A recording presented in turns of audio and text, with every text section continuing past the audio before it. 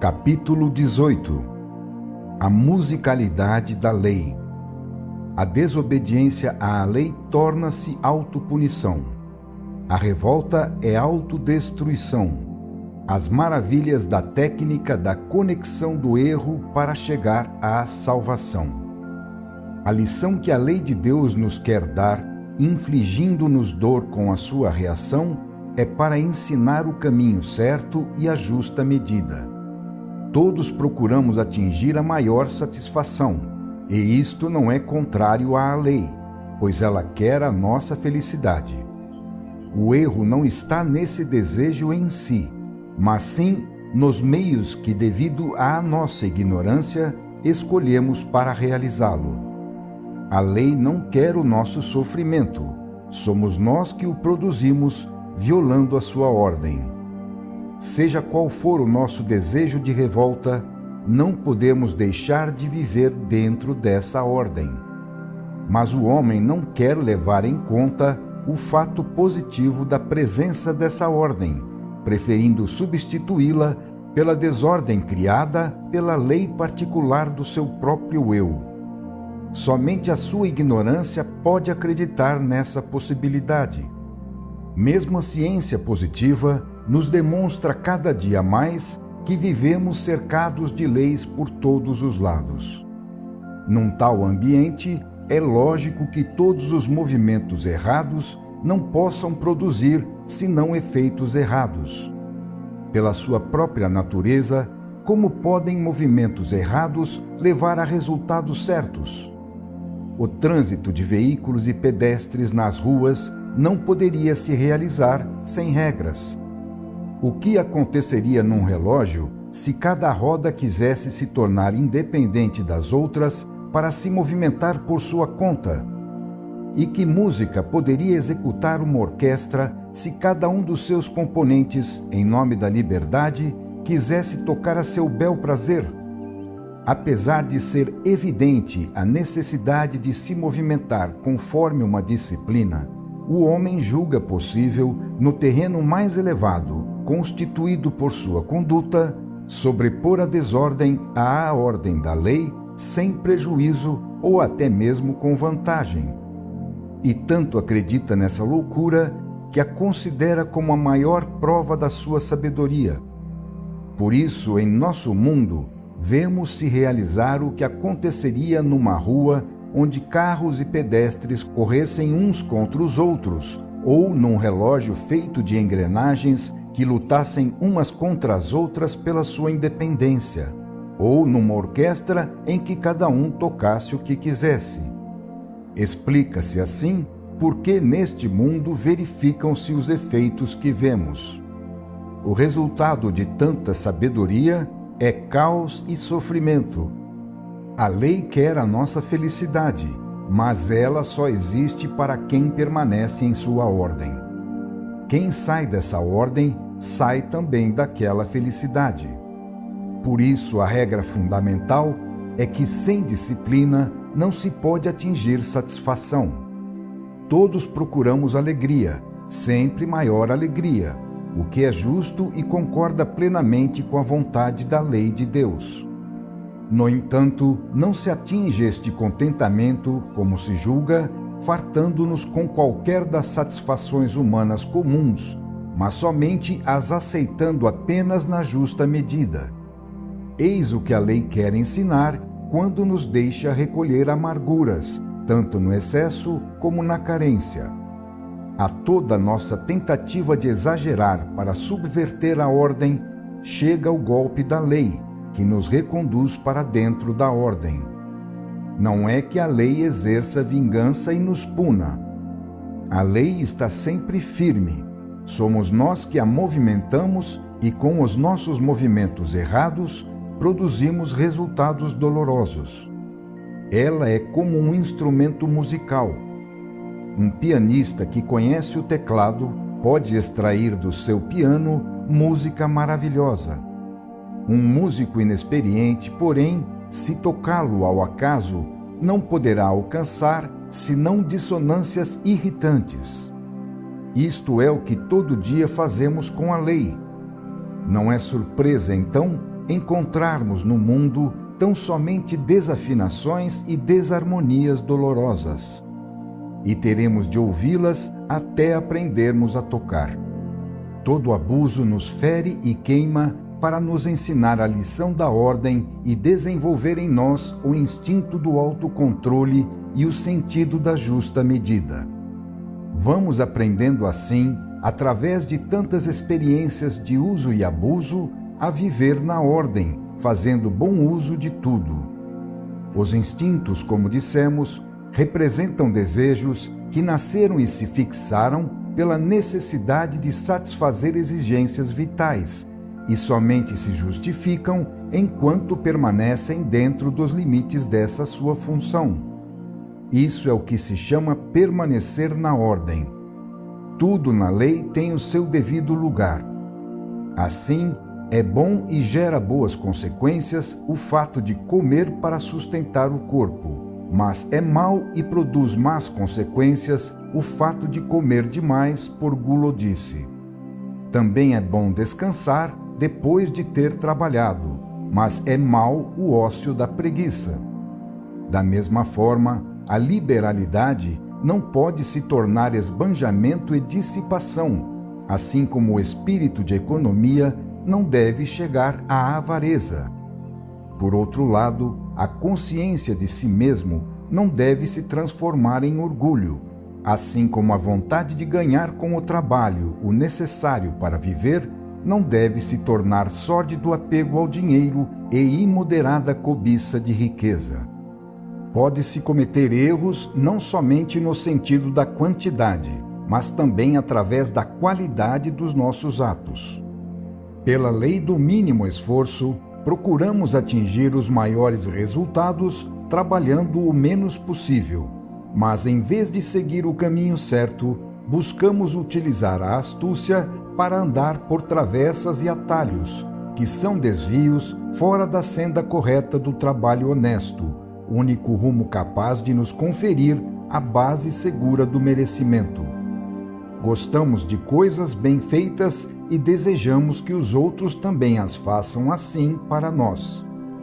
Porém, nos julgamos hábeis quando sabemos usar o engano para levar vantagem sobre os outros, entregando-lhes produtos mal feitos. Então o crédito e a confiança desaparecem, ficando a vida social cada vez mais embaçada pela mentira. A lei exige honestidade de quem esteja na posse de uma posição social, a fim de que seja cumprida a função que aquela posição implica e representa. Assim, os governos deveriam realizar a função que justifica o seu poder, que é dirigir, defender e ajudar os povos. Mas, infelizmente, quanto mais o homem é primitivo, tanto mais concebe o poder egoisticamente, considerando-o não como uma função para o bem coletivo, mas apenas como um meio para satisfazer sua ambição e seu desejo de glória e riqueza. Se não existisse esta vantagem pessoal e imediata, não se explicaria tanta luta e dissipação de recursos para a conquista do poder. Pode acontecer, porém, que os povos se apercebam desse jogo dos seus governantes. Então estouram as revoluções, com as quais se ajustam as contas, e tal como aconteceu na Revolução Francesa, faz-se a liquidação das classes dirigentes. Esses movimentos representam uma desordem que não poderia nascer se não fosse gerada por outra desordem, originada em geral do abuso dos dirigentes. Isto faz crer que na terra a justiça da lei não possa se realizar senão por uma contínua correção de abusos, o que parece ser, afinal, a tendência predominante no instinto do homem. Mas se esta é então a realidade encoberta pelas aparências, qual é o estranho jogo que está escondido por trás dos métodos eletivos e qual a significação do direito de voto para povos que não sabem usá-lo? Neste caso, o voto constitui, na prática, não um direito, pois não pode ter direitos quem não sabe o que faz, mas sim uma escola para aprender a usar este direito, processo doloroso, porquanto, segundo a lei, os erros não podem ser corrigidos senão através da dura experiência dos próprios sofrimentos. Em todos os campos, o homem rebelde tem de sofrer para aprender. Nesse caso, os povos têm de sofrer a tirania e a exploração até aprenderem a eleger seus dirigentes, enquanto os governantes têm de sofrer revoltas até aprenderem a governar com honestidade. Cada um recebe as consequências dos seus atos conforme seu merecimento. Assim, os governantes têm os povos que merecem e os povos têm os governantes que merecem. A vida não pode se basear em valores fictícios, mas tão somente em valores reais. Quem nada vale e nada faz, nada pode receber, até aprender a merecer e fazer algo de valor. Esta é a justiça da lei de Deus. Estamos vendo como os princípios da lei repercutem em todos os aspectos da vida. A exatidão da sua justiça expressa-se pela lei de Talião, porque a reação corretiva corresponde exatamente à natureza e proporções da culpa. Por isso, foi possível interpretar o fenômeno dessa reação como vingança de Deus, em semelhança à lei de Talião. Conhecemos agora a técnica da lei para corrigir o erro e obter obediência sem imposição. O resultado é que, apesar de ficar livre, a criatura acaba obedecendo. E isto porque sair da lei constitui o maior erro, o que equivale ao maior sofrimento.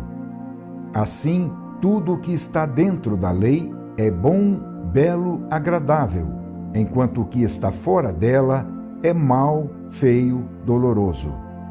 A maravilha dessa técnica está no fato de que, em última análise, não é possível rebelar-se contra a lei, porque fora dela não há vida nem satisfação.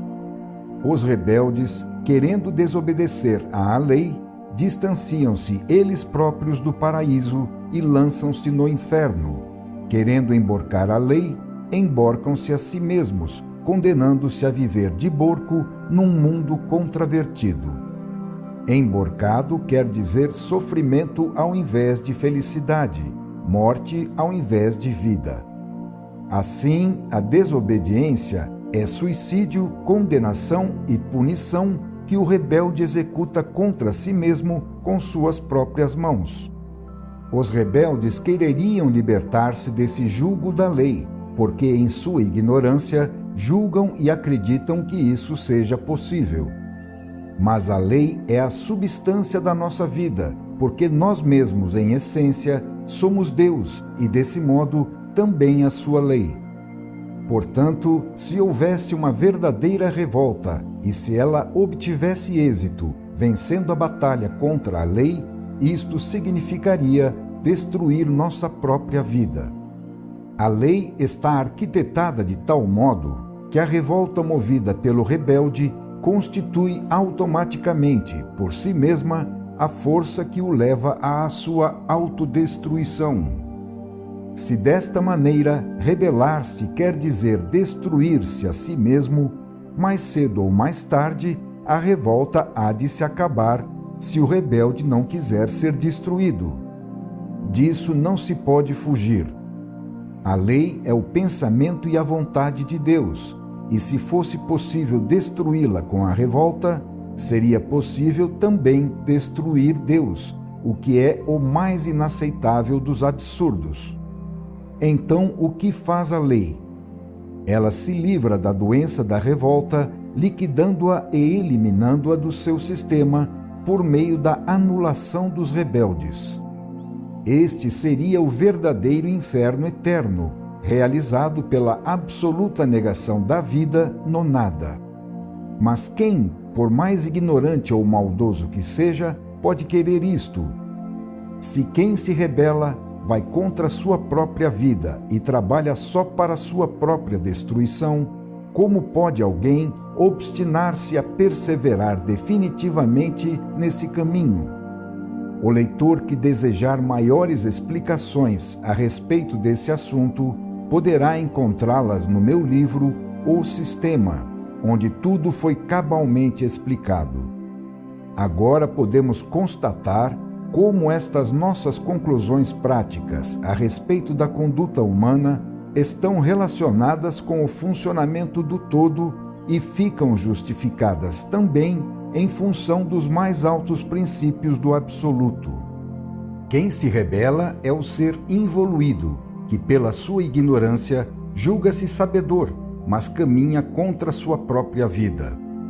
Quanto mais o ser é involuído, tanto mais está apegado à vida do seu plano inferior, mais cheio de sofrimento se encontra e maior é a sua rebeldia. Então, quanto mais o ser é rebelde, tanto mais está sujeito ao sofrimento, que representa a correção dos seus erros.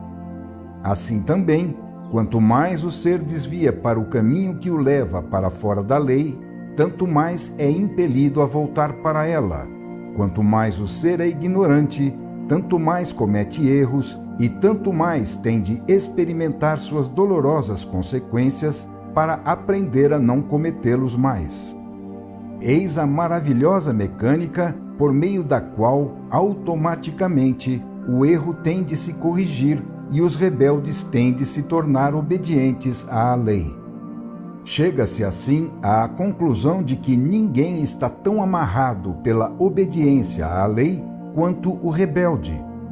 O que o acorrenta a esta obediência, apesar do seu desejo de revolta, é o seu próprio apego à vida, porque buscando a vida, ele tem de mergulhar na lei, pois ela é a vida, e fora dela nada há senão morte, e isso ninguém quer. Assim, quanto mais o ser é involuído, tanto mais tem de sofrer, experimentar e aprender, porque isso o faz evoluir. Na justiça de Deus, libertar-se de tudo isso não pode ser senão a merecida recompensa do esforço feito para subir. Assim, quanto mais o ser é indisciplinado e por isso quer a desordem, tanto mais ele será impelido à disciplina e confinado na ordem. Desse modo, a revolta torna-se absurda e contraproducente, portanto insuportável e inaceitável, pois quanto mais o ser se rebela, tanto mais o nó corrediço do sofrimento vai se apertando em volta do seu pescoço. Quanto mais o ser se faz surdo para não ouvir a lição, tanto mais enérgica ela se torna. Na lei, que é ordem e harmonia, tudo, inclusive a sua reação, é proporcionado e equilibrado. Acontece então que automaticamente, quanto mais o ser é ignorante e rebelde, tanto maiores são os seus erros e por isso maior a reação que eles excitam. E quanto mais o ser precisa ser corrigido, tanto mais poderosa é a correção encarregada de endireitá-lo. Por outro lado, quanto mais o ser é sábio e obediente, tanto menores são os seus erros, bem como a reação que eles excitam, e quanto menos o ser precisa ser corrigido, tanto mais leve é a correção necessária para endireitá-lo. Como vemos, trata-se de uma verdadeira escola, onde os alunos recebem aulas no nível justo, proporcionadas à sua necessidade de aprender, de uma maravilhosa escola, na qual cada aprendiz automaticamente tem de aprender por si próprio a lição que lhe seja mais adaptada. Poderia Deus ter feito coisa melhor? De tudo isso, segue-se outra maravilha. A correção dos erros e a retificação do caminho errado são automáticas, progressivas e absolutamente inevitáveis. Portanto, todo movimento que o ser faça usando sua liberdade, tanto para o bem como para o mal, acaba por levá-lo, seja pelo caminho da alegria, seja pelo caminho da dor, à sua salvação final. O ser pode escolher livremente um dos dois caminhos, mas não pode impedir que a evolução se cumpra e que seja atingido o seu ponto final, a salvação. A sabedoria de Deus colocou no sistema da lei essa maravilhosa técnica da salvação. E o fato de ser inviolável torna ainda mais valiosa essa técnica. Vimos que a liberdade do ser não é absoluta, pois existem fronteiras que não podem ser ultrapassadas pelos seus erros. Esta é outra sábia providência de Deus para impedir que, na sua ignorância e revolta, o ser excite, por parte da lei, uma reação demasiadamente forte, que ele não poderia suportar. Assim, os limites permitidos para a desobediência são proporcionados ao grau de evolução. Quanto mais o ser sobe e aprende, tanto mais reduzida torna-se a amplitude do seu erro, até desaparecer. Com a evolução, o mal vai sendo progressivamente cercado, sitiado sempre mais de perto, até não lhe sobrar mais espaço, acabando assim por ser eliminado. As duas forças estão uma contra a outra. De um lado, a evolução, que impulsiona o ser para a salvação. Do outro lado, a revolta do mal, que impele o ser para a destruição. A tarefa da evolução é corroer o mal e consumi-lo até destruí-lo. Quem consegue penetrar no pensamento que construiu e dirige esta maravilhosa técnica, com a qual a lei guia o ser à sua necessária salvação em Deus, não pode deixar de ficar admirado perante uma tão deslumbrante sabedoria e tão assombrosa perfeição, que sabe resolver tantos problemas, atingindo suas mais altas finalidades com meios tão simples, lógicos, automáticos e justos, dos quais não se pode fugir. É empolgante observar e estudar o pensamento com que a lei governa o funcionamento orgânico do universo e a nossa própria vida. E para chegar a uma direção certa e completa, indispensável à correta orientação de nossa conduta, não há outro caminho a não ser nos relacionarmos com esse pensamento, que explica tudo e pode nos mostrar também a razão última pela qual temos de agir de um modo em vez de outro, para nos afastarmos dos caminhos do mal e percorrer os caminhos do bem. Final do capítulo 18.